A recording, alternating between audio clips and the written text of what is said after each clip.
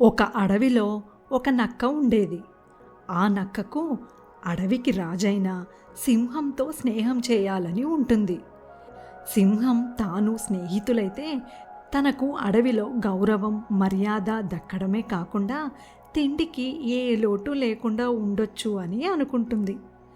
నక్క సింహం వద్దకు వెళ్ళి, మృగరాజా, నాకు మీతోనే స్నేహం చేయాలని ఉంది అని అంటుంది నక్క.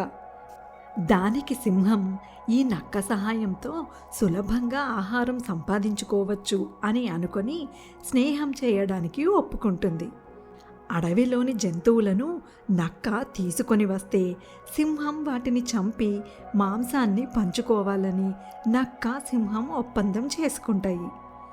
ఒప్పందం ప్రకారం నక్క ఒక జింకకు ఏవో మాయమాటలు చెప్పి సింహం వద్దకు తీసుకువస్తుంది.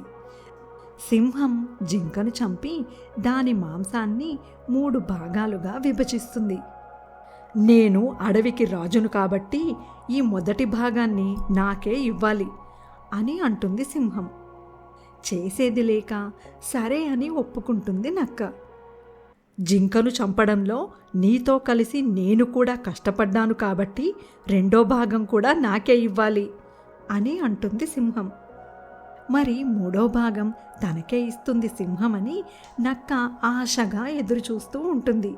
అప్పుడు సింహం, చూడు నక్క, నీ మంచి కోసమే చెబుతున్నాను. నాకు ఎదురు తిరిగావంటే నీ ప్రాణానికే ప్రమాదం.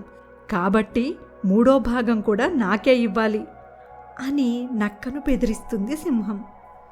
మళ్ళీ సింహం నక్కతో, ఇందుకు ఒప్పుకున్నావంటే నాతో పాటు ఉండొచ్చు, ఇష్టం లేకపోతే వెంటనే ఇక్కడి నుండి వెళ్ళిపో అని నక్కను బెదిరిస్తుంది సింహం.